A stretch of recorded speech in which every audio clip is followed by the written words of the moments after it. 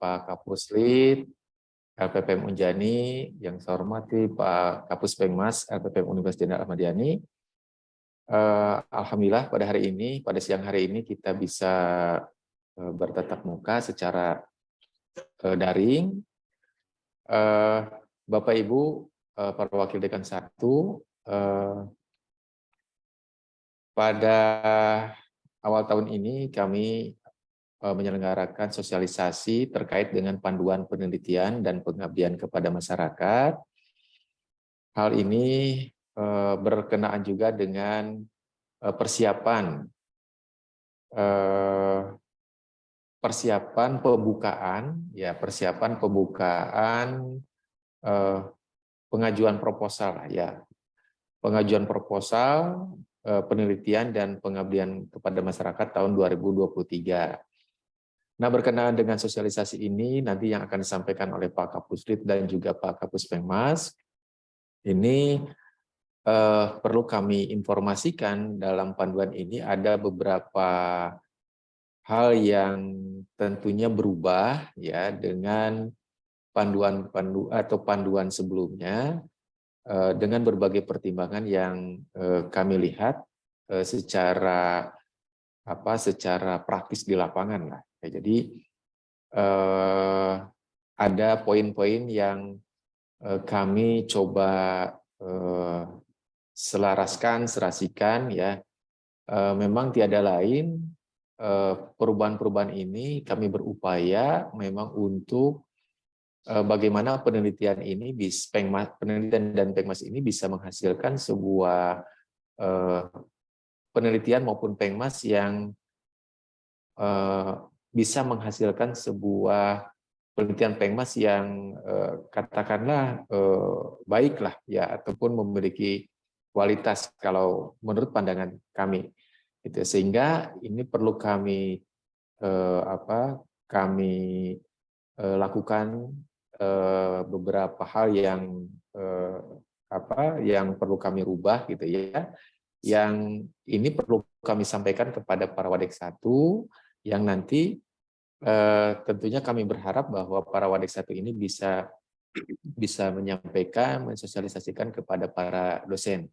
Dan berkaitan dengan program kerja dalam penelitian dan Pengmas ini, kami merencanakan bahwa di bulan Maret tentunya pelaksanaan penelitian ini sudah bisa dimulai gitu ya, dan kami juga mencoba mengagendakan minggu depan sudah mulai pembukaan penerimaan proposal yang baru ya, baik penelitian maupun pengabdian kepada masyarakat. Sehingga di bulan Maret itu kita sudah bisa menetapkan penelitian-penelitian yang tentunya didanai oleh institusi yang mana memang mau tidak mau pendanaan ini juga tentunya Bapak Ibu sangat paham sekali, memang terkait juga dengan dana-dana yang memang disediakan oleh fakultas. Nah, di dalam penelitian dan Pengmas ini juga kami berharap bahwa proposal yang diajukan itu juga ada proposal-proposal yang merupakan gabungan lah beberapa prodi maupun fakultas, yang itu kami harapkan supaya memang bagaimana proposal ini juga bisa ataupun penelitian dan pengabdian masyarakat yang akan dilakukan ini bisa memenuhi dari berbagai ataupun bisa dilakukan dari berbagai prodi maupun fakultas gitu ya. Tentunya nanti dalam panduan ini ada beberapa hal yang memang berubah, mangga mungkin nanti Bapak Ibu bisa berdiskusi dengan kami gitu ya, terkait dengan panduan penelitian maupun pengabdian kepada masyarakat ini gitu ya, sehingga ini bisa dipahami dan bisa sama-sama kita terima, dan ini bisa menjadi panduan di dalam penelitian dan pengabdian kepada masyarakat tahun 2023. Bapak Ibu, ini terkait dengan penelitian dan pengabdian kepada masyarakat pun kami mencoba untuk mengevaluasi penelitian dan pengabdian kepada masyarakat pada tahun 2022. Yang pertama ini berkaitan dengan luaran. Nah, berkaitan dengan luaran ini pada tahun 2022 dengan mengacu kepada panduan yang sebelumnya, kita menetapkan bahwa untuk luaran ini diberikanlah kesempatan 6 bulan ke depan gitu ya, atau selama-lamanya 1 tahun ke depan gitu ya. Dan ternyata ini ketika kita evaluasi bahwa ini nampaknya kurang pas ya, kurang tepat karena memang ternyata luaran-luaran ini pada tahun 2022 ketika kami ini dilakukan semacam audit dari Irjenad ya, itu kami diminta luaran-luaran di tahun 2022 gitu. Sehingga pada saat kita sampaikan bahwa memang penelitian di tahun 2022 ini ya ataupun di tahun 2021 ini berkaitan dengan luaran ini kita diberikan kesempatan ataupun karena mungkin kesulitan dan sebagainya terkait dengan luaran itu kita berikan kesempatan 6 bulan ataupun 1 tahun ke depan. Namun ternyata memang nampaknya ini yang harus kita evaluasi. Jadi berkaitan dengan luaran ini juga kita mencoba untuk melakukan perubahan. Jadi pada tahun 2022 itu yang namanya pelaksanaan penelitian itu memang pada tahun 2022 itu ada keterlambatan lah. Kalau tidak salah itu dimulai hampir melebihi dari bulan April kalau tidak salah ya, terkait juga dengan anggaran gitu ya. Nah, sehingga keterbatasan waktu dari para dosen ini juga menyebabkan terhadap luaran itu sendiri gitu ya. Dan ternyata MONEP juga memang kita lakukan di bulan November kalau tidak salah. Sehingga di bulan November pun ini rasanya juga ini terlambat lah gitu, sehingga kami merencanakan bahwa pelaksanaan penelitian itu sebisa mungkin di bulan Maret itu sudah bisa dimulai, lalu di antara bulan Juni dan Juli itu sudah ada monitoring dan evaluasi, baru nanti di bulan November atau awal Desember itu sudah laporan akhir. Dan kami berharap di bulan Juni Juli itu sudah ada draft untuk keluaran, karena ini pun nanti barangkali di tahun 2023 sebagaimana tahun 2022 ini akan ada yang namanya mungkin audit lagi kan gitu, sehingga setidaknya kalau sudah ada draft luaran kita bisa menyampaikan itu, sehingga nanti di bulan November Desember mudah-mudahan luaran yang sudah dipublish sudah ada. Nah, ini yang barangkali di dalam panduan juga disampaikan. Lalu juga di dalam pengabdian masyarakat kita juga memang ada yang kita coba untuk kita tawarkan kepada para dosen. Kita ada pengabdian masyarakat yang kita namanya dengan dosen pulang kampung. Mungkin nanti Pak Iing sebagai Puspengmas bisa menjelaskan lebih lanjut. Jadi ada dosen pulang kampung ya. Nah, ini juga memang kita mencoba untuk bersinergi dengan dengan bidang 3 dan juga dengan dengan bidang admisi lah, karena kami juga mau tidak mau ya pengabdian masyarakat ini juga tidak hanya terkait dengan manfaat yang dirasakan masyarakat, tetapi juga ada memang yang bisa kita manfaat yang bisa kita terima terkait juga mungkin dengan mahasiswa baru, barangkali seperti itu ya. Tapi nanti barangkali Pak Iing bisa menyampaikan terkait dengan dosen pulang kampung itu. Jadi Bapak Ibu sekalian, mudah-mudahan panduan ini bisa dipahami, bisa diterima, sehingga ini bisa nanti kita jadikan sebagai panduan di tahun 2023. Nah, juga terkait dengan klaster barangkali ya, itu juga nanti ada K1, K2, K3, K4, nanti itu juga kita coba sesuaikan dengan kondisi yang ada di Unjani, sehingga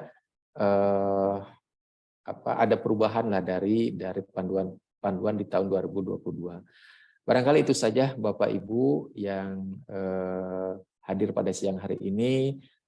Tentunya Selanjutnya nanti mungkin Pak Kapuslit, Pak Cucu maupun Pak Iing, Pak Kapus Penmas bisa menjelaskan terkait panduan itu. Nanti mangga Bapak Ibu ada hal yang bisa didiskusikan, mungkin kita bisa diskusikan. Demikian saya akhiri. Wassalamualaikum warahmatullahi wabarakatuh. Waalaikumsalam warahmatullahi wabarakatuh. Terima kasih Bapak Kapus LPPM. Kepada yang terhormat Bapak dan Ibu yang hadir hari ini, dimohon untuk mengaktifkan kamera karena akan ada sesi foto bersama. Mohon bantuannya kepada Bapak Denny. Siap, baik.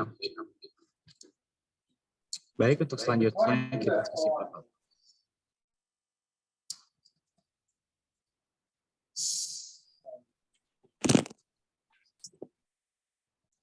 Satu, dua, tiga.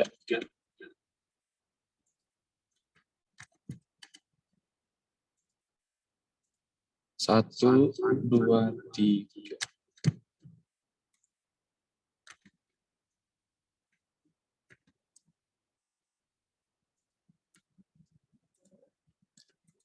Siap, baik, sudah. Terima kasih Bapak Denny. Baik, acara selanjutnya yaitu langsung kepada materi pertama yang akan disampaikan oleh narasumber Bapak Cucu Wahyudin, STP, MT IPM, ASEAN Eng. Kami persilahkan. Baik, terima kasih Ibu Manda. Izin Pak Ketua Pusat LPPM, Pak Kapus Penmas, Bapak Ibu, terima kasih atas kehadirannya pada siang ini. Bapak Ibu Wakil Dekan 1 atau yang mewakili, gitu ya. Ada Ibu Sayu juga. Selamat siang, Bu Sayu. Izin saya menyampaikan ini, Bu. Selamat siang, Pak. Ya, sosialisasi ini. Ya. Nyimak aja. Siap.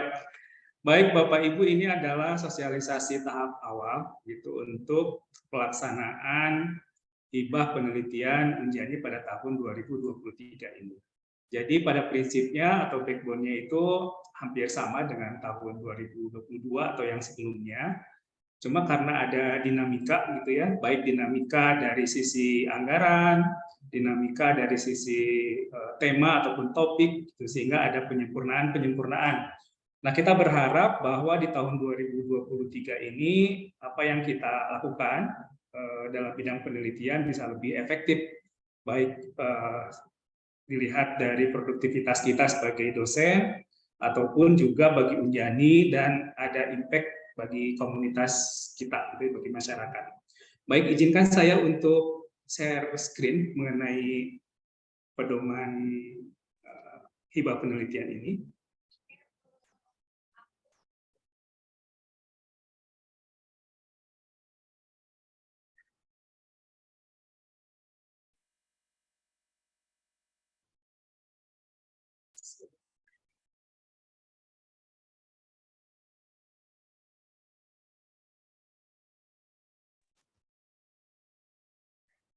Baik, sudah ada ya Bapak Ibu ya slide-nya ya.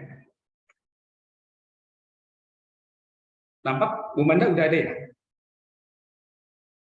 Sudah ya, baik. Siap, sudah ada Pak. Baik ya. Panduan penelitian untuk hibah Unjani ini yang semula kita sebut sebagai hibah kompetitif, sekarang namanya hibah penelitian internal Unjani gitu ya.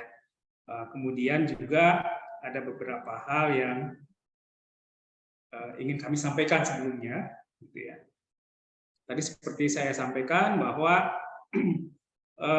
atas arahan dari Pak Rektor dan juga dari yayasan, gitu. Jadi diharapkan bahwa hibah penelitian internal ini paling tidak akan memiliki impact pada 3 aktor, begitu. Yang pertama tentu kepada komunitas atau masyarakat di sekitar kampus kita, gitu ya, atau baik itu komunitas industri ataupun masyarakat sosial pada umumnya, dengan kita meneliti untuk menghasilkan satu problem solving di masalah-masalah yang ada di masyarakat. Yang kedua tentu saja untuk Unjani sendiri, gitu. Nah, kalau dari Unjani, tolak ukurnya adalah publikasi ilmiah. Nah, Bapak Ibu, setelah kami coba evaluasi gitu ya, tahun 2022 kemarin ini ada proposal sekitar 226 proposal.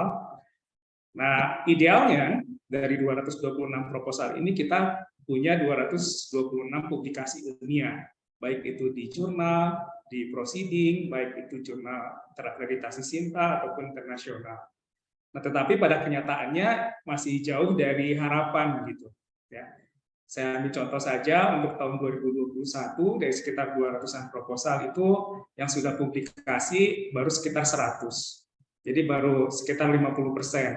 Nah, untuk 2022 mungkin bisa kita evaluasi di tahun ini. Mudah-mudahan ada peningkatan. Nah, yang ketiga, impact yang tentu kita harapkan gitu ya, kita sama-sama harapkan adalah buat kita para dosen atau sebagai peneliti. Nah, sebagai peneliti, kami berharap, LPPM berharap bahwa dengan penelitian hibah internal ini akan terjadi satu proses peningkatan kapasitas, kemampuan dari masing-masing dosen. Kalau kapasitas meningkat sebagai peneliti, tentu harapannya juga akan meningkatkan kapasitas sebagai pendidik atau pengajar, gitu ya.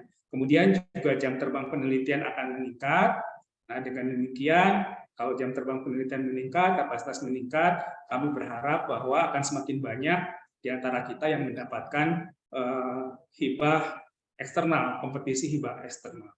Tadi pagi kami sudah coba melakukan melakukan penyegaran lah, gitu ya, refreshing kembali tentang hibah penelitian eksternal. Tadi ada sekitar 150 dosen yang mengikuti acara tersebut.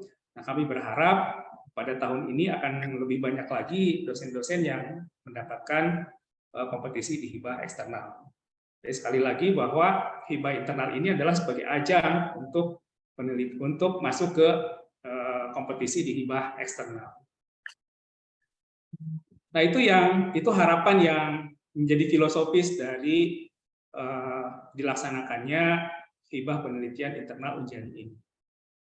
Nah, kemudian Bapak Ibu, gitu ya, salah satu yang kami evaluasi, gitu ya, bahwa atau sedikitnya publikasi dari hibah yang sudah kita jalankan itu karena mungkin salah satunya adalah kita agak kurang, walaupun sudah ada sebetulnya teman-teman kita yang berkolaborasi baik itu antar prodi, antara fakultas, gitu ya, ataupun dengan institusi eksternal. Kami melihat ada beberapa dosen yang sudah dari FSI dengan kedokteran kami lihat ada, gitu ya, atau dari FEB dengan FISIP kami lihat juga sudah ada, dan outcome-nya atau luarannya terlihat nampak, gitu ya, ada publikasinya.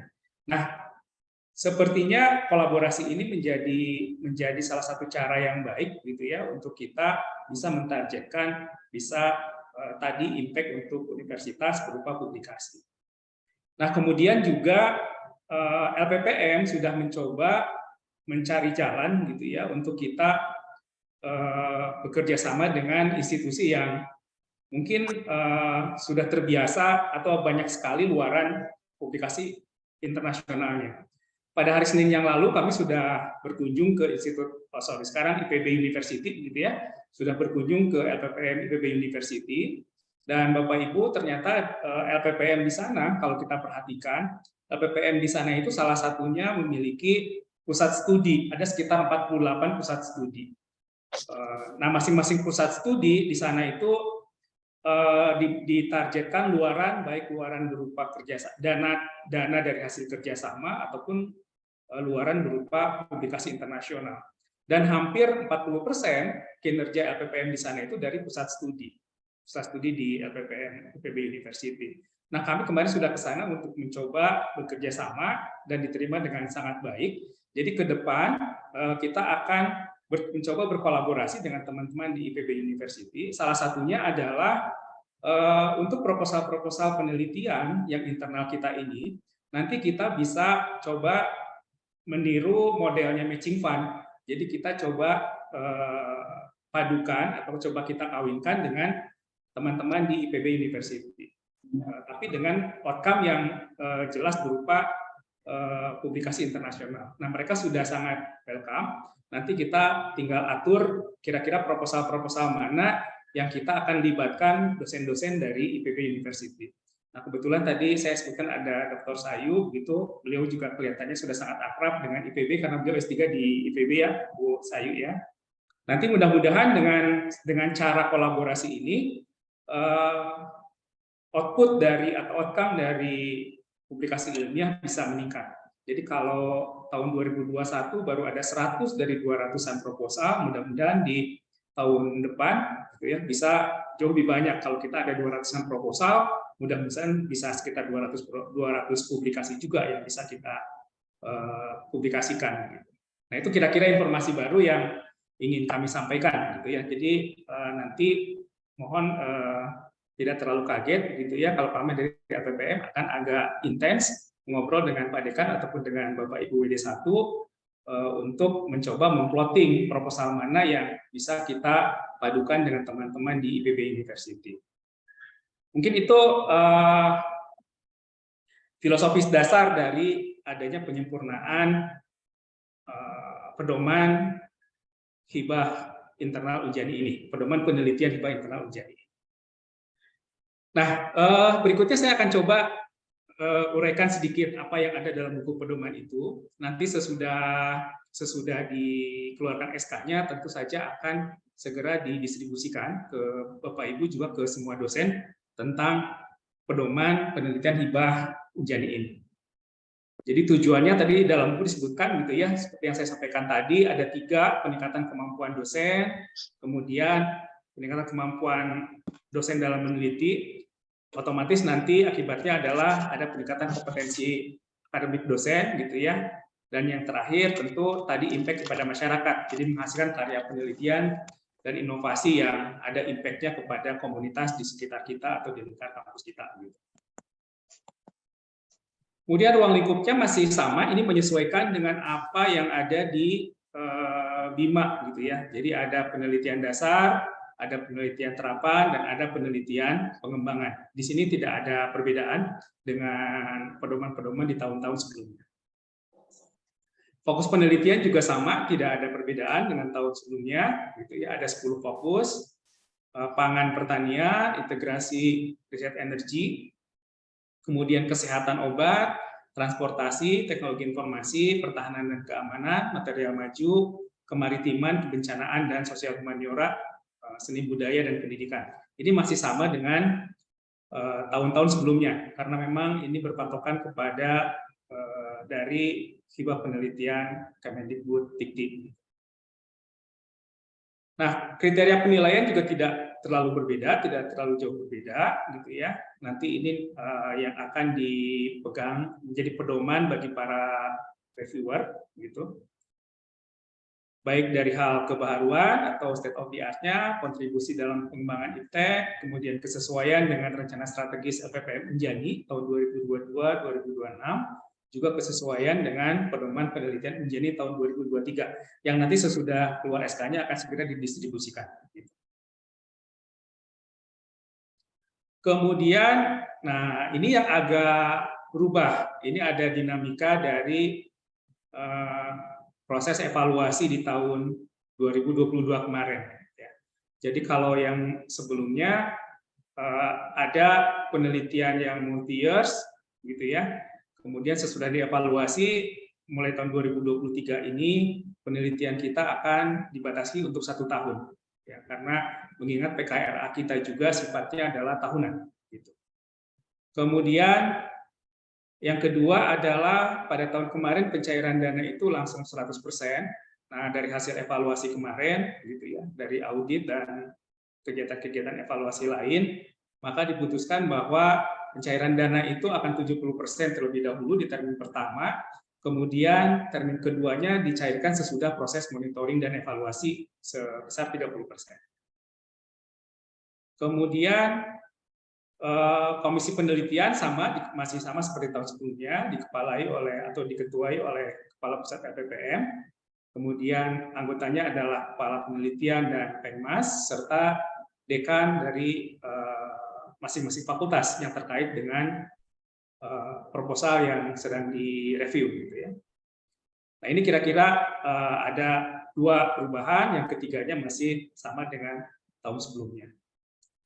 Nah, perubahan yang berikutnya itu ada di kategori hibah penelitian. Ini sesudah kami evaluasi dari hasil tahun 2022 juga berkenaan dengan PKRA, berkenaan dengan pendanaan.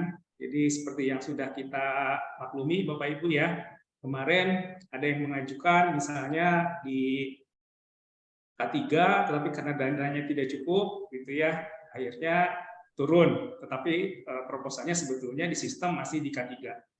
Nah, oleh karena itu dilakukan penyederhanaan untuk tahun ini. Kategorinya hanya ada 3, yaitu K1, K2, dan K3. Jadi K4, K5-nya tidak ada. Nah, penjelasan untuk masing-masing kategori adalah sebagai berikut, gitu ya. Jadi untuk yang K1, penelitiannya dilaksanakan selama 1 tahun. Kemudian dukungan dananya berkisar antara 7 juta sampai dengan 15 juta atau disesuaikan dengan ketersediaan anggaran di fakultas, gitu ya. Tapi kami sudah menghitungkan ini ada kisaran di sekitar 7 sampai 15. Kemudian luaran wajibnya adalah yang pertama tadi impact untuk universitas berupa jurnal nasional setidaknya terakreditasi di Sinta 4 sampai dengan 6. Ya. Atau yang kedua, boleh juga publikasi di proceeding seminar nasional atau internasional yang terindeks minimum Google Scholar. Yang ketiga adalah berupa modul atau diktat yang diterbitkan oleh penerbit yang ber-ISBN. Nah, ini tidak usah khawatir Bapak Ibu karena LPPM atau Unjani sekarang sudah punya lembaga penerbitan. Jadi untuk penerbitan sudah bisa di-cover di Unjani Press gitu. Yang nanti yang sudah ber-ISBN. Ya. Kemudian yang kedua adalah kelompok K2. Nah, untuk kelompok K2 ini dukungan dananya berkisar dari 15 juta sampai dengan 20 juta atau disesuaikan dengan ketersediaan anggaran di fakultas. Kemudian luaran wajibnya adalah yang pertama jurnal nasional paling tidak terakreditasi Sinta 1 sampai dengan 3. Yang kedua adalah publikasi proceeding seminar internasional terindeks. Atau yang ketiga, jurnal internasional yang bereputasi atau terindeks. Atau yang keempat, berupa buku ajar atau referensi yang diterbitkan penerbit ber-ISBN. Jadi bisa dipilih salah satu dari 4 ini untuk keluaran wajibnya.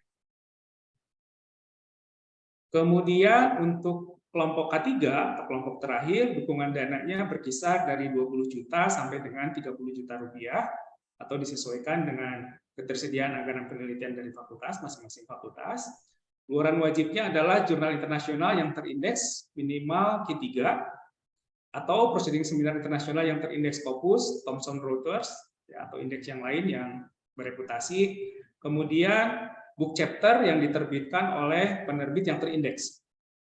Kemudian juga bisa berupa hak kekayaan intelektual atau berupa paten sederhana. Ini untuk yang kelompok K3. Nah, kemudian di sini ada juga perubahan sedikit gitu ya untuk persyaratan tim pengusulnya. Yang pertama itu ketua dan anggota dengan jumlah anggota tim peneliti maksimum 2 orang. Ya, diutamakan tadi lintas prodi atau lintas bidang keilmuan. Kemudian anggota tim peneliti dapat berganti setiap tahun dan harus dari lingkungan Unjani atau sesuai dengan kebutuhan dan roadmap penelitian fakultas, prodi, dan dosen. Atau tadi kita punya program bekerja sama dengan IPB, maka dengan pertimbangan khusus itu bisa sebagai anggota timnya adalah dari IPB, tapi ketua timnya tetap dari Unjani. Kemudian yang ketiga, dosen dapat terlibat maksimal dalam 1 judul. Nah, ini perubahan gitu ya. Ini hasil evaluasi dari bidang anggaran. Dosen hanya dapat terlibat maksimal dalam 1 judul penelitian, baik sebagai ketua maupun sebagai anggota pada tahun yang sama. Ini juga kami mencoba mengkloning apa yang terjadi di hibah eksternal Kemendikbud, bahwa sekarang dosen yang sudah mendapatkan hibah tidak boleh mengajukan lagi. Ya, seperti itu. Kemudian yang keempat, dosen dapat mengajukan proposal apabila sudah tidak mempunyai tunggakan hasil penelitian dan laporan penelitian tahun sebelumnya. Jadi yang masih memiliki tunggakan mungkin nanti di sistem tidak bisa dibuka gitu ya, maka harus dilunasi dulu tunggakan-tunggakan pada penelitian sebelumnya, baik tunggakan berupa publikasi terutama gitu ya, berupa publikasi ataupun berupa outcome yang dijanjikan dalam proposal. Kemudian ini untuk ketua tim pengusulnya, dosen tetap Unjani, kemudian tentu memiliki NIDN, nomor indeks dosen khusus, gitu ya, untuk yang NIDK, untuk yang SPKA, gitu ya, serta memiliki jabatan fungsional. Yang ketiga adalah memiliki akun Sinta. Ini tidak khawatir karena hampir semua dosen kita di Unjani sudah memiliki akun Sinta, gitu ya. Hanya beberapa orang saja yang masih belum. Kemudian untuk penelitian kategori K1 ini diperuntukkan untuk dosen yang memiliki jabatan fungsional asisten ahli dan dosen yang belum memiliki jabatan fungsional.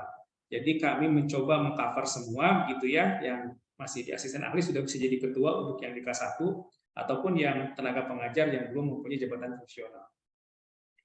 Yang kedua adalah untuk kategori K2 ini dikhususkan untuk dosen yang sudah memiliki jabatan fungsional lektor. Kemudian untuk yang K3, ini bisa untuk yang jabatan fungsional lektor, rektor kepala, ataupun guru besar.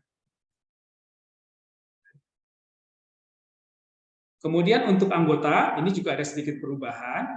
Jadi semua dosen tetap, ataupun calon pegawai dosen yang masih capek, ataupun dosen SPKA yang sudah memiliki NIDK, memiliki NID, untuk yang capek, maka dimungkinkan untuk mengikuti hibah penelitian internal ini. Ya, jadi semua sudah bisa mengikuti. Kemudian syarat yang kedua adalah sudah memiliki akun Sinta. Jadi kalau yang sebelumnya, kalau tidak salah untuk capek belum bisa ikut, kalau di tahun 2023 sudah bisa selama capek tersebut sudah memiliki NID gitu ya. Dan rasanya sih kalau sudah jadi capek sudah punya NID. Begitu juga yang SPK. Kemudian untuk tim pengusulnya, persyaratannya semua kategori penelitian K1 sampai dengan K3 diwajibkan melibatkan mahasiswa minimal 2 orang sebagai pembantu peneliti. Misalnya sebagai surveyor atau sebagai teknisi di lab gitu ya.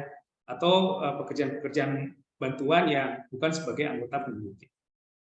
Kemudian semua kategori K1, K2 ataupun K3 wajib memperhatikan kode etik integritas penelitian. Nah, kemudian mengenai prosedur masih sama seperti yang tahun 2022 dan sebelumnya. Nanti mungkin akan dibantu oleh Pak Ilyas, Pak Herdi, dan teman-teman di informatika gitu ya, untuk melakukan agak ada penyesuaian sedikit di SIM LPPM menjadinya. Tapi prosesnya semua hampir sama. Kemudian waktu pelaksanaan dari mulai pengajuan proposal sampai dengan laporan akhir penelitian nanti akan ditentukan oleh LPPM. Tadi disampaikan oleh Pak Ketua LPPM bahwa dalam 1 tahun di Desember itu semua sudah selesai, gitu ya. Kemudian seperti biasa proposal juga harus mendapatkan persetujuan. Kalau di fakultas sudah ada kepala pusat penelitian, maka harus ada tanda tangan dari kepala pusat penelitian. Kalau belum ada dari Kaprodi dan Dekan. Indikator penilaian masih sama seperti tahun-tahun sebelumnya, gitu ya. Ini nanti bagiannya para reviewer, gitu ya. Jadi baik dari sisi kontribusi, dari sisi inovasi, dari strategi pencapaian target, dan seterusnya, terutama nanti di target luaran. Kemudian prosedur pelaksanaan penelitian masih sama seperti tahun sebelumnya, hanya saja nanti kita akan mengikuti proses seperti yang di hibah eksternal. Jadi akan ada penandatanganan kontrak untuk masing-masing peneliti, penandatanganan kontrak penelitian sesuai dengan proposal yang sudah disetujui oleh Komisi Penelitian. Kemudian sudah ditetapkan oleh SK Rektor, kemudian baru dilakukan penandatanganan kontrak antara peneliti dengan Ketua LPPM. Kemudian melaksanakan penelitian sebagai kontrak, dan ketiga membuat catatan harian seperti biasa, gitu ya. Kemudian melakukan pencatatan semua penggunaan dana hibah dalam laporan penggunaan dana disertai dengan bukti-buktinya. Kemudian membuat dan melaporkan pelaksanaan dan hasil penelitian yang dilakukan seperti tahun sebelumnya melalui SIM lppm.unjani.ac.id.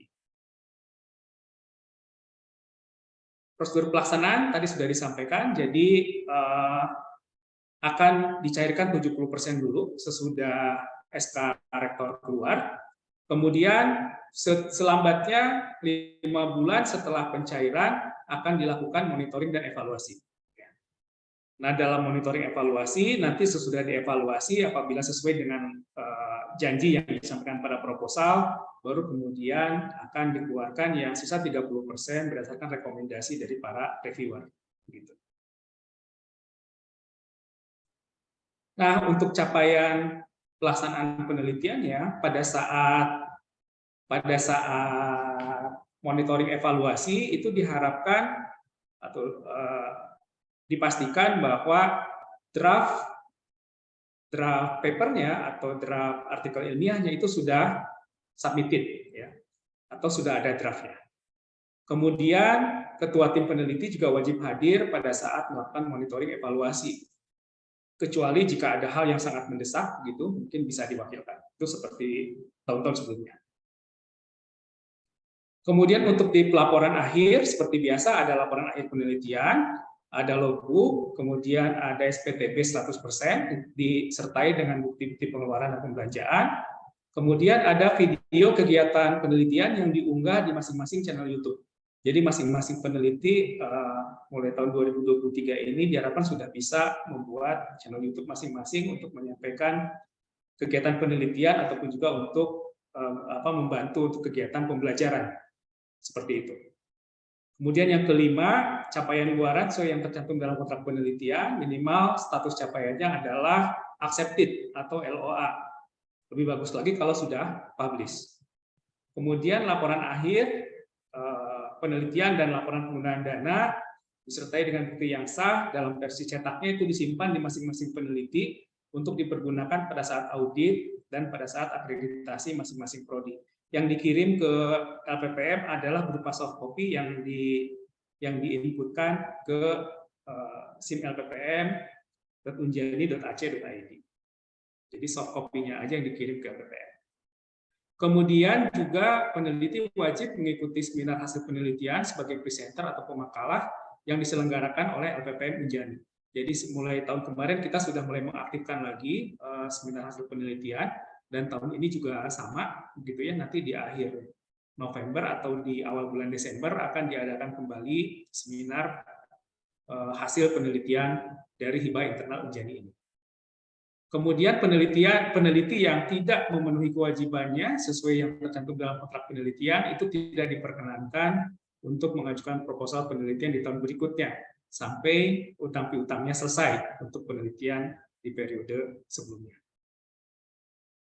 Mungkin itu Bapak Ibu sebagai wahana untuk sosialisasi tahap awal dari pedoman penelitian hibah internal Unjani ini. Mudah-mudahan tidak ada masalah gitu ya, karena rasanya backbone-nya hampir sama dengan tahun-tahun sebelumnya, dan mudah-mudahan akan lebih efektif karena keterbatasan anggaran yang kita punya gitu ya, sehingga nanti kalau Bapak Ibu yang mengusulkan K2 nanti mudah-mudahan anggarannya sesuai di K2 gitu ya. Kalau kemarin kan banyak yang mengajukan di kelompok yang lebih tinggi, tetapi karena dananya terbatas akhirnya dapatnya di kategori sebelumnya. Bahkan ada begitu beberapa teman kita yang mendapatkan dananya yang sebetulnya tidak ada dalam kategori K1, K2, K3, K4 ataupun K5 tahun kemarin. Nah, mudah-mudahan tahun ini bisa lebih efektif, gitu kita berharap seperti itu. Baik, mungkin itu Ibu Amanda yang bisa saya share pada hari ini. Silakan saya kembalikan lagi ke Ibu Amanda untuk sesi berikutnya.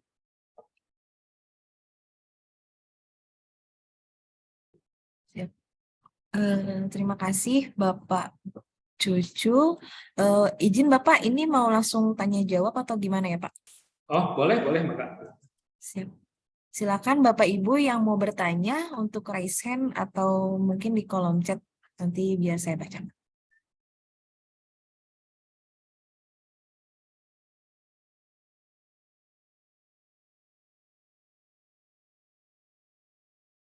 Kalau tidak ada bisa langsung ke yang Pengmas mungkin nanti di akhir ya, Bu Amanda. Baik, bagaimana Pak? Lanjut saja ke pemaparan Pengmas atau bagaimana Pak? Boleh, bisa. Nanti mungkin pertanyaannya di akhir kalau masih ada. Baik, terima kasih Bapak Cucu atas pemaparan materinya. Acara selanjutnya yaitu dilanjutkan dengan pemateri yang kedua akan disampaikan oleh narasumber Bapak Dr. Andes Iing Nurdin, MSI PhD. Kami persilahkan. Oke, baik, terima kasih Mbak Manda. Bismillahirrahmanirrahim. Assalamualaikum warahmatullahi wabarakatuh. Selamat siang, salam sejahtera untuk kita semua. Yang saya hormati Pak Kapus LPPM, Bapak Dr. Dadan, kemudian Pak Kapusrit, Pak Cucu, Ibu Bapak, para Wadek 1 atau yang mewakili serta hadirin semuanya. Izinkan saya menyampaikan beberapa hal yang terkait dengan panduan pengabdian masyarakat untuk tahun 2023. Barangkali santai saja Ibu Bapak sekalian, karena jam-jam segini adalah jam-jam rawan, kan biasanya suka terkantuk-kantuk ya. Mudah-mudahan di depan Ibu Bapak sekalian sudah ada kopi, makanan kecil atau cemilan-cemilan dan sebagainya gitu kan. Karena kan sesungguhnya apa yang kemudian kami LPPM sampaikan sesungguhnya adalah hal yang sudah biasa kita lakukan selama bertahun-tahun, yang memang kita lakukan di Unjani. Hanya kenapa kemudian kami LPPM melaksanakan semacam sosialisasi terhadap pedoman baik itu penelitian maupun Pengmas, sesungguhnya agar ada persepsi yang sama tentang pedoman yang harus kita ikuti secara bersama-sama. Karena dalam beberapa kasus, kalau misalnya kita mau strict gitu kan, sesungguhnya ada banyak proposal yang harusnya tidak masuk di kategori atau tidak lolos seleksi, tapi karena satu dan lain hal ya maka kemudian itu bisa kita inikan gitu.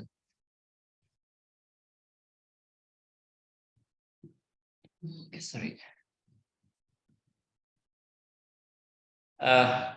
Saya akan coba share screen Ibu Bapak sekalian terkait dengan Pengmas ini.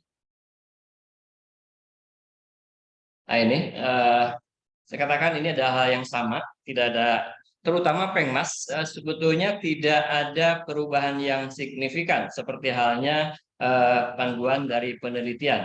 Hanya mungkin nanti ada satu jenis abdimas yang coba kemudian kita adopsi dari hasil kunjungan kita ke Bogor kemarin yang disebut dengan bentuk pengabdian masyarakat dosen pulang kampung. Ini yang mungkin relatif baru, walaupun sebetulnya juga konsep itu kita masih meraba-raba arahnya mau kemana, karena sesungguhnya ini juga terkait dengan target dari Unjani itu sendiri tentang penerimaan mahasiswa baru. Ini yang sedang kita coba bicarakan dengan admisi, model-model kerjasamanya seperti apa, bentuk-bentuk pengembatan seperti apa, dan lain sebagainya.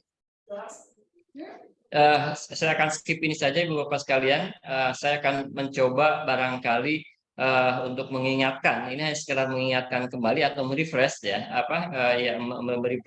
merefresh tugas kita sebagai dosen berdasarkan Undang-Undang 14 2005 tentang guru dan dosen, dan saya pikir ini sedang digodok lagi, sedang direvisi lagi oleh Kementerian Pendidikan, bahwa ada 3 tridharma yang memang harus kita lakukan. Pertama adalah terkait dengan mentransformasikan ilmu pengetahuan dan teknologi, kemudian mengembangkan, dan itu adalah menyebarluaskan ilmu pengetahuan dan teknologi. Yang konteks yang ketiga inilah kemudian kita akan berbicara tentang abdimas atau pengabdian masyarakat.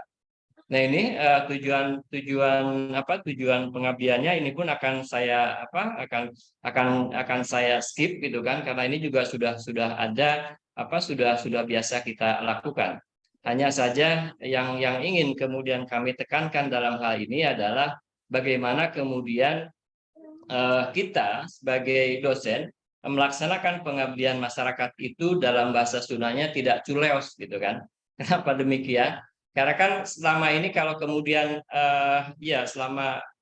selama inilah kalau kita lihat bentuk-bentuk pengabdian masyarakat dalam tanda kutip seringkali hanya tidak semuanya gitu kan, tidak semuanya, tapi ada beberapa yang memang hanya semacam memberikan ceramah gitu kan, tapi kemudian tidak diikuti apakah kemudian hasil ceramah atau hasil sosialisasi itu ada dampak atau tidaknya.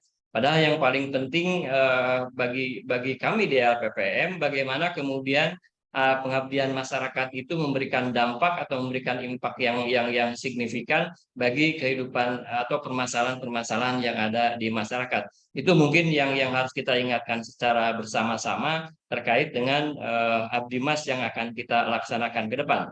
Makanya kan kemudian kalau kita bicara eranya adalah era kolaborasi, harapan kami di LPPM adalah bahwa ada pengabdian masyarakat yang lintas fakultas, lintas prodi, yang dalam satu kegiatan itu kemudian bisa dikeroyok atau bisa dikerjakan secara bersama-sama.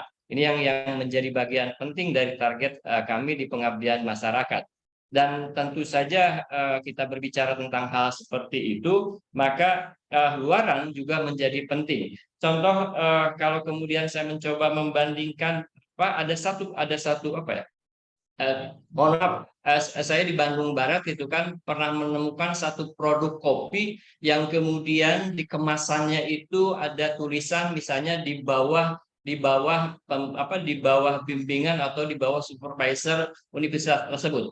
Nah, ini untuk teman-teman nanti yang misalnya melaksanakan pendampingan terhadap UMKM, dan kalaupun misalnya nanti membentuk satu atau membuat semacam packaging gitu kan, harapannya logo Unjani itu kemudian bisa muncul di packaging mereka. Tentu saja dengan persetujuan dari UMKM yang ada di binaan kita ini. Ini adalah beberapa skema pengabdian masyarakat yang selama ini kita juga sudah laksanakan. Ada program kemitraan masyarakat, kemudian ada program kuliah kerja nyata atau Merdeka Kampus, Merdeka Belajar Kampus Merdeka, kemudian pengembangan produk unggulan, kemudian juga ada pengembangan desa mitra, ada juga pengabdian masyarakat penugasan institusi atau penugasan dari Unjani kepada teman-teman yang mungkin contoh kalau kemarin ada musibah di Cianjur, sesungguhnya kan bisa saja kemudian LPPM atau lembaga ini kan menunjuk teman-teman untuk ditugaskan membantu korban bencana alam, saya seperti itu. Atau kemudian program pengabdian masyarakat unggulan yang kita katakan sebagai unggulan Smart Military University. Artinya jenis pengabdian masyarakat ini dikaitkan dengan keberadaan TNI Angkatan Darat sebagai induk dari keberadaan Universitas Jenderal Ahmad Yani itu sendiri. Dan yang terakhir yang kemudian kita coba gagas itu adalah program pengabdian masyarakat dosen pulang kampung. Nah, konteksnya adalah bahwa kemudian untuk pengabdian masyarakat dosen pulang kampung, kalau kemudian kita kaitkan misalnya dengan target untuk mencapai mahasiswa ya untuk fakultas-fakultas tertentu. Kalau saya yakin misalnya kan kalau FKG farmasi kan atau kemudian psikologi kan sudah menolak mahasiswa, tapi kemudian di beberapa prodi itu masih menjaring mahasiswa sebanyak-banyaknya. Tentu harus ada afirmasi dari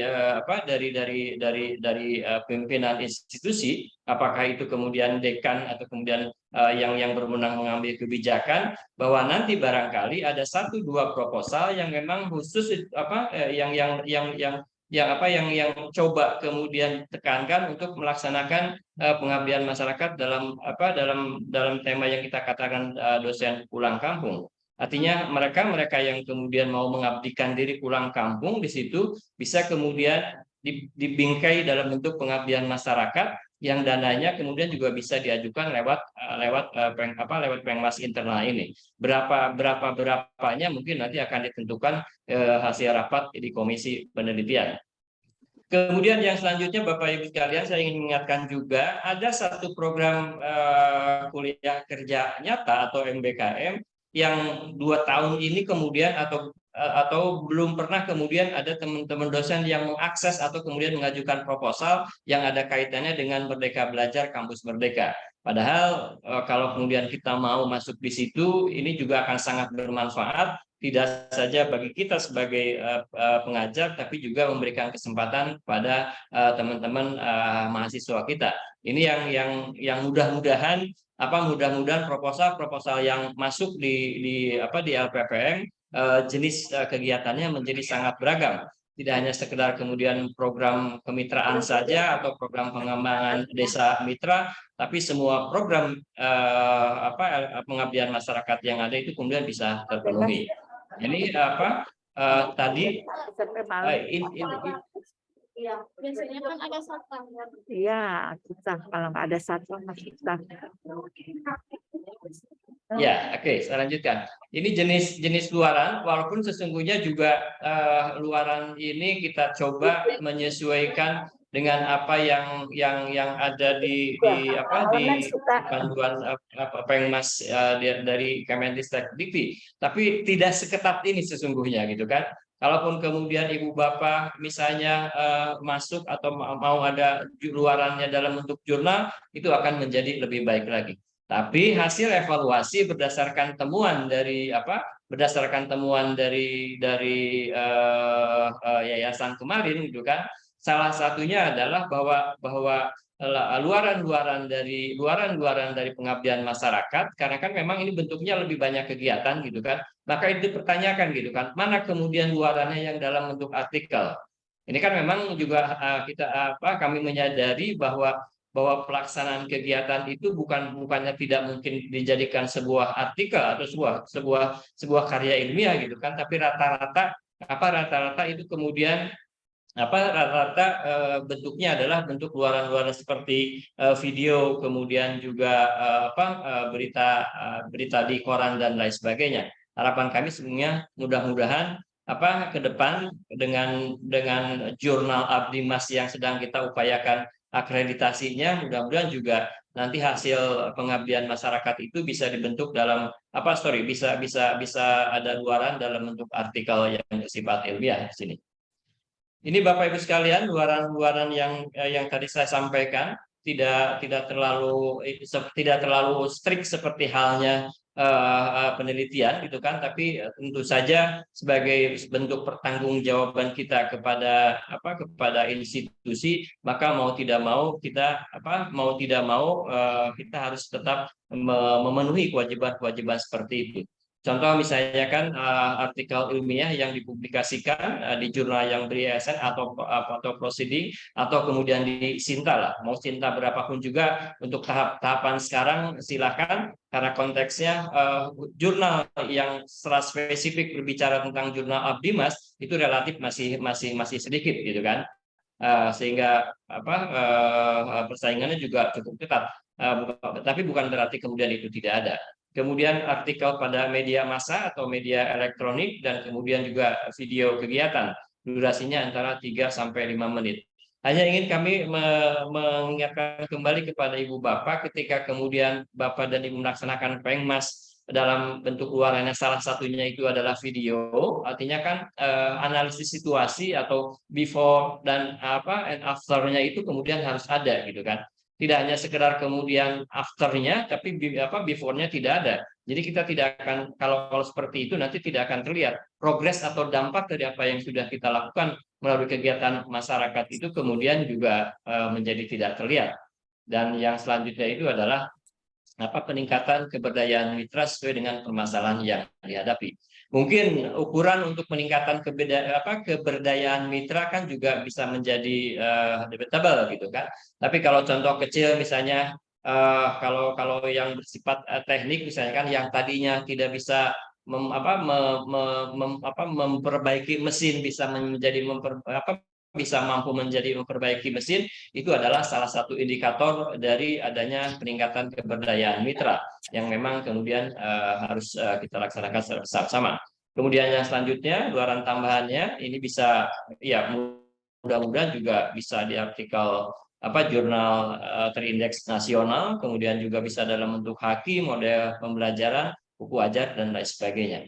Nah, Bapak dan Ibu, kami juga sudah, atau LPPM juga sudah pada tahun sekarang akan mempunyai semacam lembaga penerbitan ya, atau Unjani Pers gitu kan.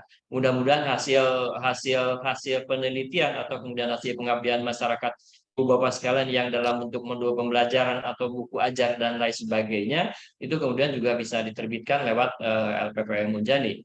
Sehingga dengan demikian kan kita mencoba memberdayakan apa yang kemudian potensi-potensi apa yang kemudian kita ada di Unjani. Kalau selama ini misalnya Ibu Bapak sekalian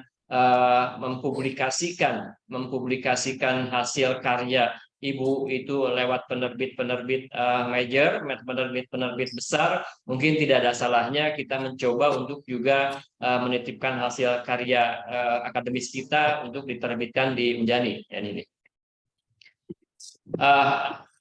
Bapak dan Ibu sekalian, ini apa persyaratan atau kriteria PKM, saya pikir itu sudah ada semua di buku panduan yang nanti mungkin juga akan kami sampaikan setelah kemudian ada SK itu ya dari pimpinan gitu kan. Ini sekedar highlight-nya saja bahwa kriteria program pengabdian kemitraan dengan masyarakat itu misalnya adalah impact yang bisa diterapkan dari hasil penelitian tim pengusul biasanya diprioritaskan untuk didanai. Contoh misalnya kan kalau tadi misalnya Dr. Suhartono sudah mampu menciptakan semacam mesin dalam kerangka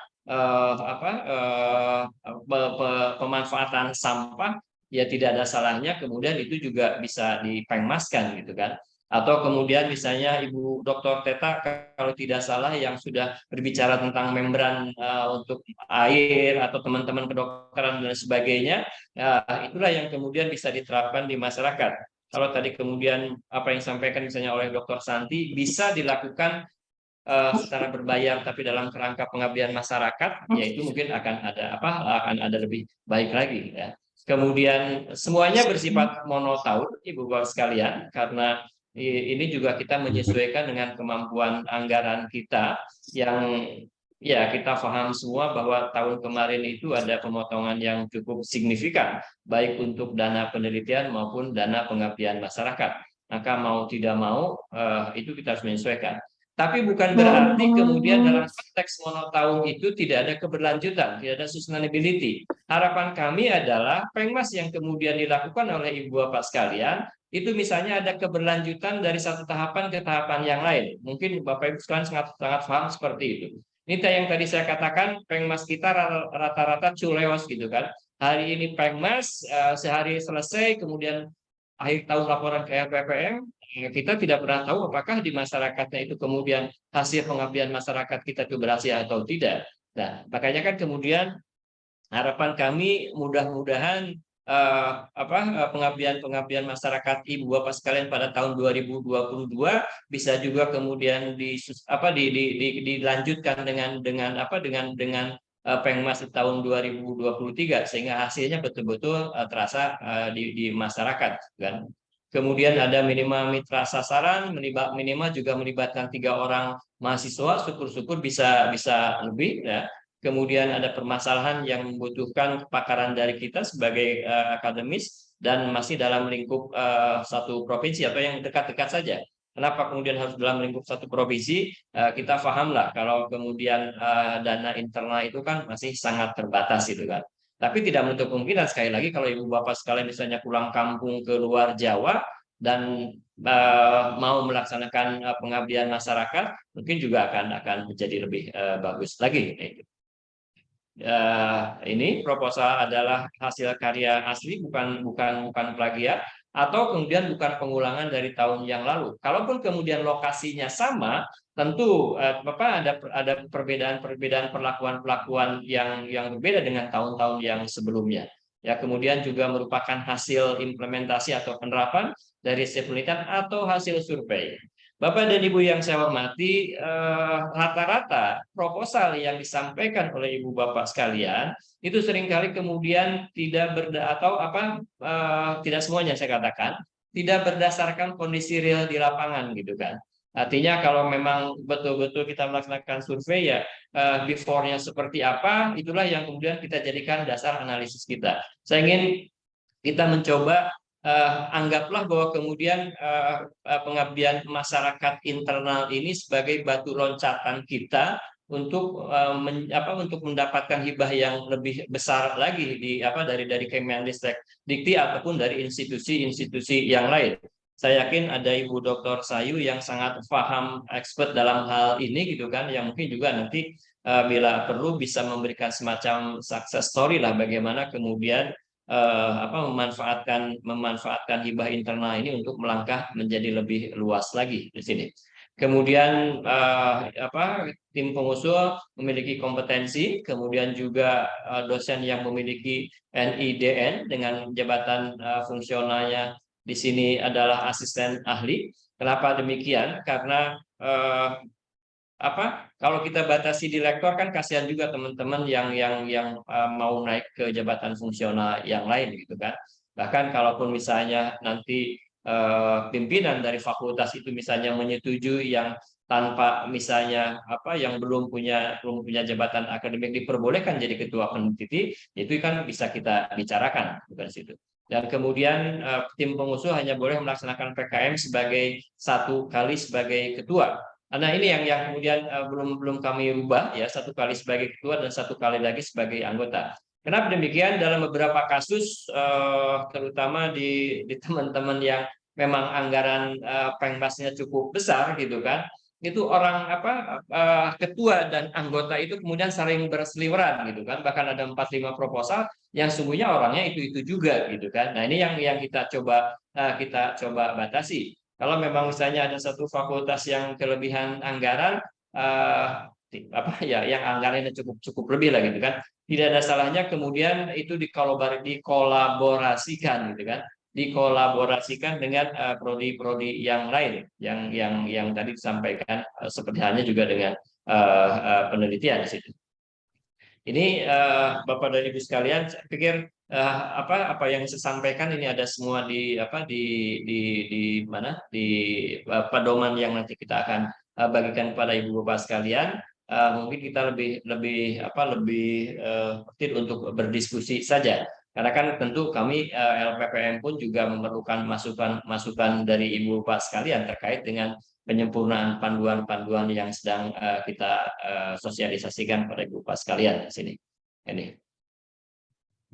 Baik, itu Ibu saja dari saya, Bapak dan Ibu sekalian, kalau ada yang ingin kita diskusikan, mudah-mudahan kita bisa berdiskusi, Mbak Manda. Terima kasih. Assalamualaikum warahmatullahi wabarakatuh.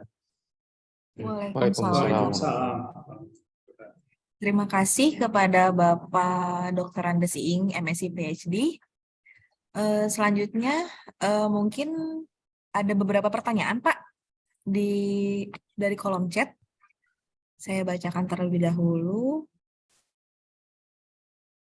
Yang pertama dari Bapak Rinto Yusriski, izin bertanya untuk Pak Kapuslit, apakah reviewer atau pihak berwenang bisa mendowngrade level proposal akibat kendala dana maupun kualitas? Jika bisa, apakah outputnya juga menyesuaikan level proposal yang di ACC? Terima kasih. Baik, terima kasih Pak Rinto atas pertanyaannya. Jadi untuk proses reviewer memang itu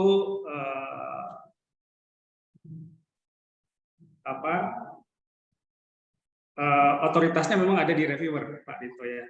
Jadi seperti yang tahun 2022 gitu ya, reviewer bisa mendowngrade, mungkin yang semula mengajukan di K3 misalnya begitu ya, tetapi karena dinilai oleh reviewer ini tidak mencukupi untuk K3 dilihat dari luarannya mungkin, maka bisa ke K2.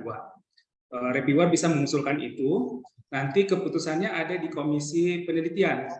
Jadi pada saat sebelum SK dikeluarkan, nanti komisi penelitian akan bersidang yang terdiri dari Pak Ketua LPPM, kemudian Ketua Penelitian, Ketua Pengmas, Dekan, dan juga perwakilan dari reviewer.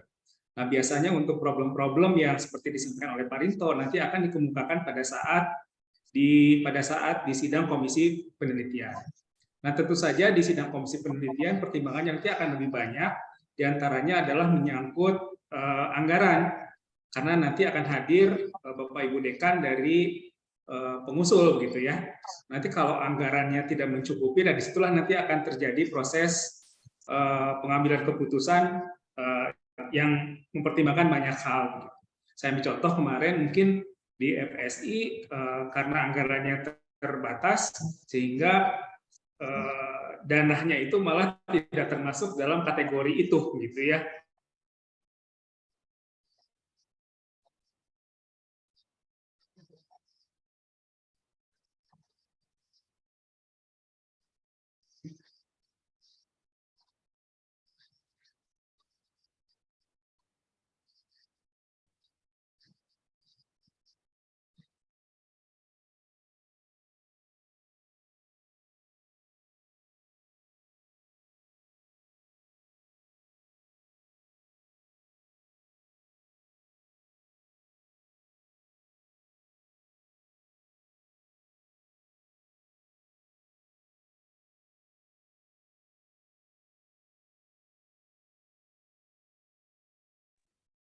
Izin, mohon maaf Bapak Ibu, ada sedikit kendala. Mohon ditunggu sebentar.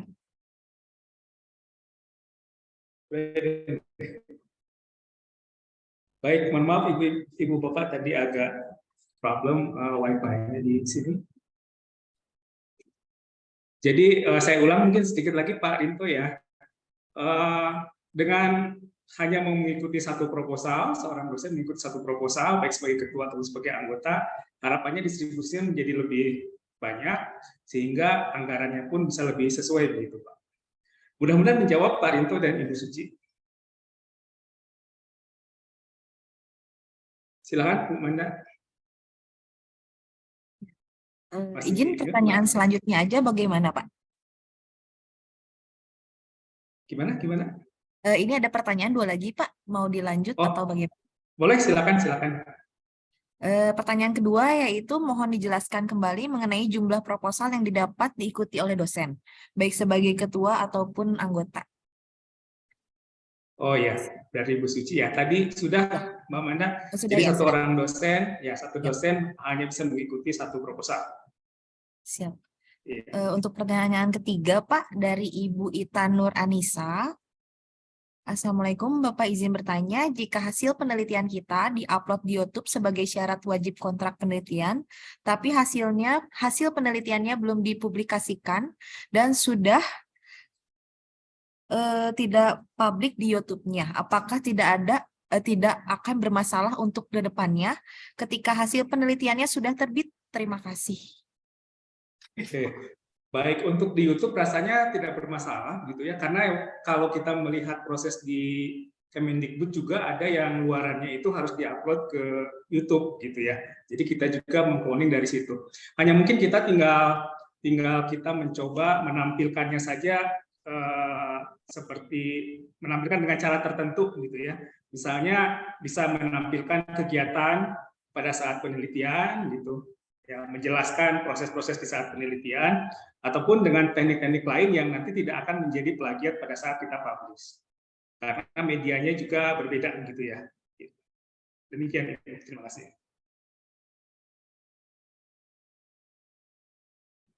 Baik, izin Bapak Ibu, apakah ada yang mau bertanya? Silakan untuk raise hand atau di chat lagi mungkin.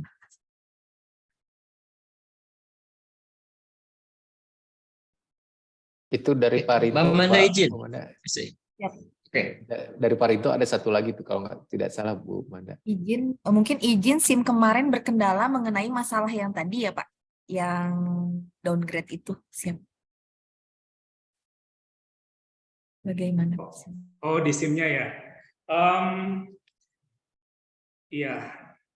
Nanti coba kita diskusikan dengan tim sistem informasinya, Pak Rinto ya, untuk hal itu. Karena memang sekarang ada banyak perubahan nih. Dengan perubahan dari 5 kategori menjadi 3 kategori juga di SIM-nya nanti akan berubah. Mungkin dalam waktu 2-3 hari ini akan coba kita sesuaikan dulu. Ya.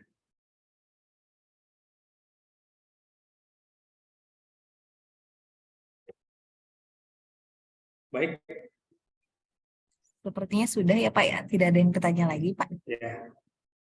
Bapak Ibu harapannya siap. Ya, silakan Pak In.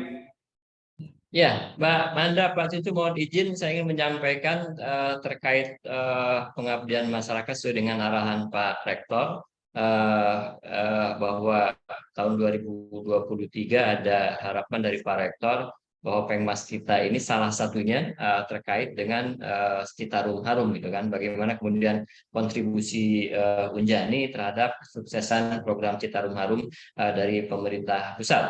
Yang kebetulan juga sungguhnya kan Unjani atau kampus Unjani kan agak sedikit berdekatan juga dengan Sungai Citarum.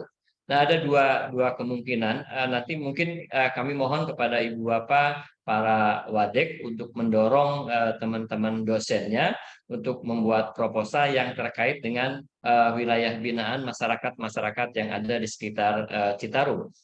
Yang satu yang memang kita akan coba kolaborasikan itu dengan apa yang sudah dilakukan dengan Universitas Indonesia dan Monash University dalam bentuk ekowisata yang itu sudah dilaksanakan di daerah Cibodas, kecamatan Solokan Jeruk atau Majalaya gitu kan.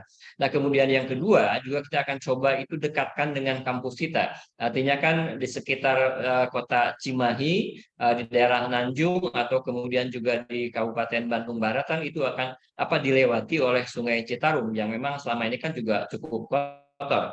Nah, harapan kita ke depan mungkin juga ada dari teman-teman semua fakultas yang diwakili oleh beberapa prodi yang bagaimana kemudian kita membentuk semacam desa binaan yang di situ misalnya kita berbicara tentang aspek kesehatannya, mulai dari kesehatan kesehatan umum, gigi sampai kemudian obat-obatan, kemudian juga bagaimana kita mendorong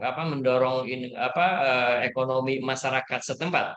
Karena kasus misalnya di Cibodas itu orang buang sampah atau kemudian orang tidak memelihara sungai atau memanfaatkan bantaran sungai salah satunya kan karena keterbatasan ekonomi. Dan ini juga mungkin relatif sama ya, termasuk juga penerapan teknologi yang sudah dihasilkan oleh teman-teman dosen hasil penelitian. Tadi saya sampaikan misalnya penjernihan air bersih gitu kan, atau kemudian pengolahan sampah, atau kemudian misalnya pemanfaatan ekonomi, atau kemudian juga misalnya hal yang terkait dengan stunting itu kan memang juga cukup tinggi. Nah, inilah yang kita coba tawarkan kepada teman-teman. Mudah-mudahan sekali lagi juga pimpinan fakultas bisa merespon itu dengan 1-2 proposal yang kita coba arahkan ke wilayah-wilayah yang nanti kita akan jadi wilayah binaan itu barangkali di situ. Tuh, terima kasih.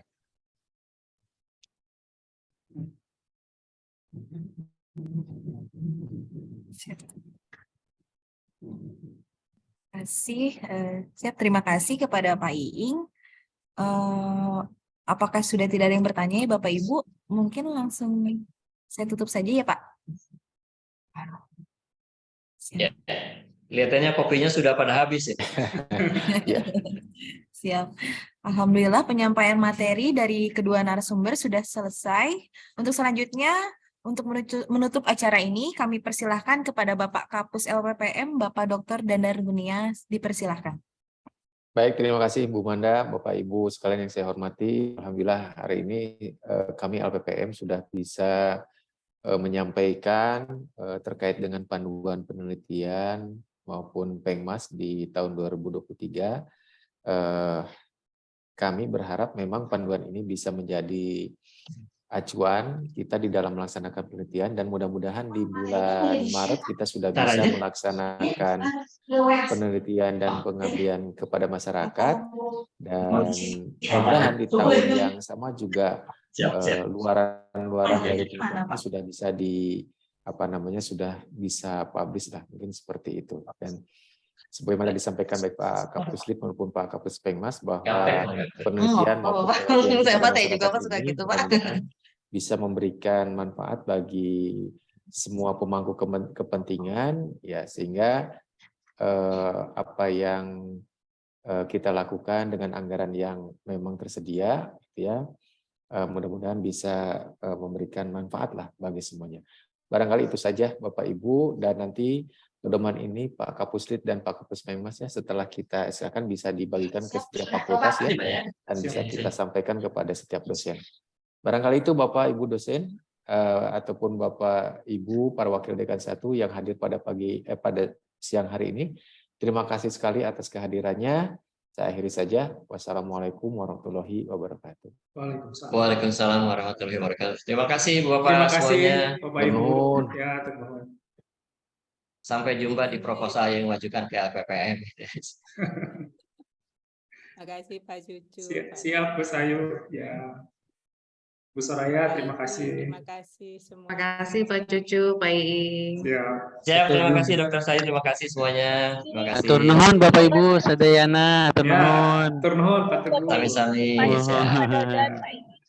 Baik, Bu Yudit, makasih. Bu Yudit. Izin pamit Bapak Ibu. Mangga. Siap. Siap.